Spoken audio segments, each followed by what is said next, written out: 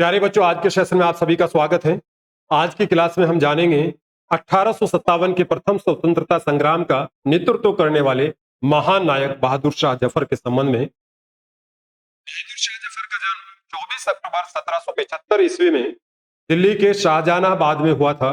उनके पिता मुगल बादशाह अकबर द्वितीय थे। उनकी माता का नाम लालबाई था। 28 सितंबर 1837 को अकबर द्वितीय की मृत्यु के बाद बहादुर शाह जफर 62 वर्ष की आयु में दिल्ली के सिंहासन पर बैठे। हालांकि उस समय तक मुगल सत्ता दिल्ली शहर की चार दीवारी तक सिमट गई थी। उन्होंने 1837 से 1857 तक दिल्ली के बादशाह के रूप में शासन किया। वह मुगल साम्राज्य के 20वें और अंतिम सम्राट थे। जफर को कविता, साहित्य, दर्शन में गहरी रुचि थी। उनके दरबार में उस युग के कई प्रमुख उर्दू शायर एवं विद्वान शामिल थे, जिनमें मिर्जा गालिब, मोमिन खान मोमिन, ताग दहलवी और उनके गुरु शाह मोहम्मद इब्राहिम जोग विशेष रूप से प्रमुख थे।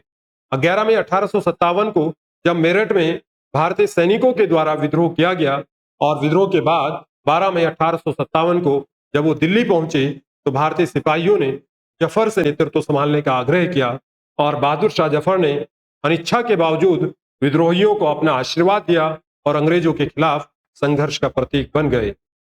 1857 के प्रथम स्वतंत्रता संग्राम के समय बहादुर शाह जफर की भूमिका एक प्रतीकात्मक नेता की थी।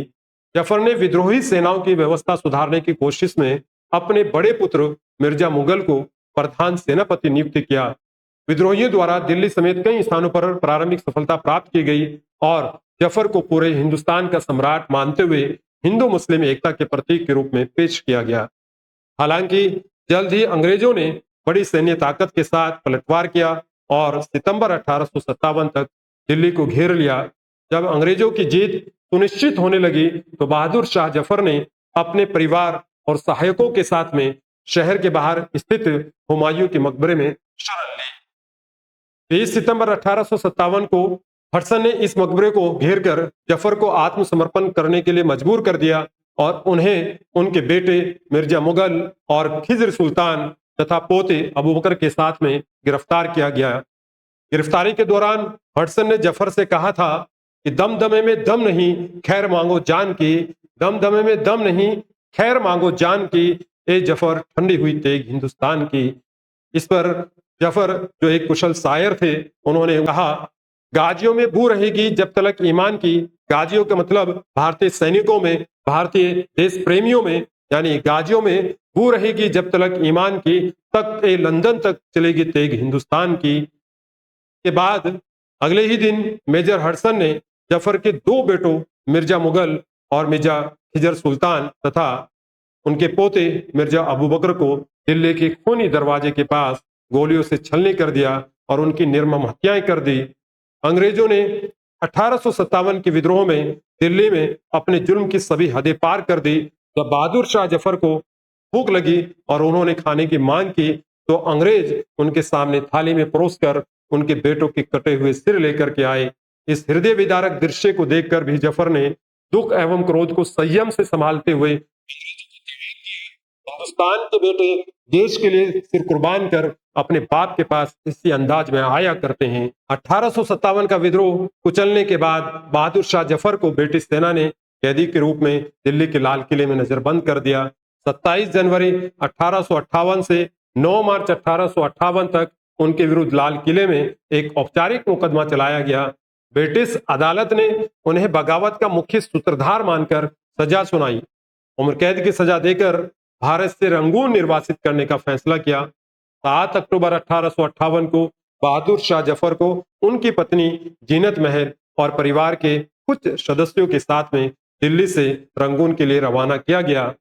रंगून में जफर को एक छोटे से घर में बंदी बना करके रखा गया।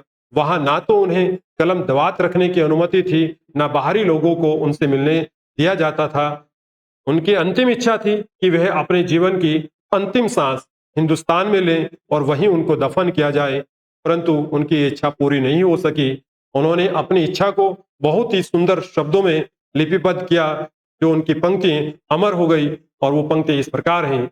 लगता नहीं है दिल मेरा उजड़े दयार में, इसकी बनी है आलम ना पायदार में, बुलबुल को बागबां से न सयाद से गिला, किस्मत में कैद थी लिखी फसले बहार में। कह दो इन हसरतों से कहीं और जा बसे, इतनी जगह कहाँ है दिले दागदार में। एक शाख गुल पे बैठ के बुलबुल है शादमान, कांटे बिछा दिए हैं दिल ए लाल इजार में। उम्र ए दराज मांग के लाए थे 4 दिन, 2 आरजू में कट गए 2 इंतजार में। दिन जिंदगी के खत्म हुए शाम हो गई, फैला के पांव सोएंगे कुंजे मजार में। कितना है बदनसीब जफर दफन के लिए, 2 गज जमीन भी ना मिली कुए यार में। ये पंक्तियां बहादुर शाह जफर की काव्य के प्रति, अपने देश के प्रति उनके प्रेम को समर्पित हैं। अंत में 7 नवंबर 1862 की सुबह 5 बजे रंगून की कैद में ही 87 वर्ष की आयु में बहादुर शाह जफर की मृत्यु हो गई। उसी दिन उन्हें रंगून में श्वेडागोन पैगोडा के पास में जिव्याका रोड पर चुपचाप सुपुर्द खाक कर दिया गया।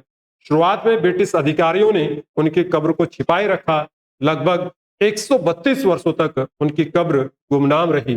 फरवरी 1991 में खुदाई के दौरान रंगून में उनकी मूल कब्र को खोज निकाला गया, जिसके ऊपर अब संगमरमर का सुंदर गुम्बद बनाया गया है और उस स्थल को बहादुर शाह जफर की दरगाह के रूप में एक स्मारक का दर्जा दिया गया है।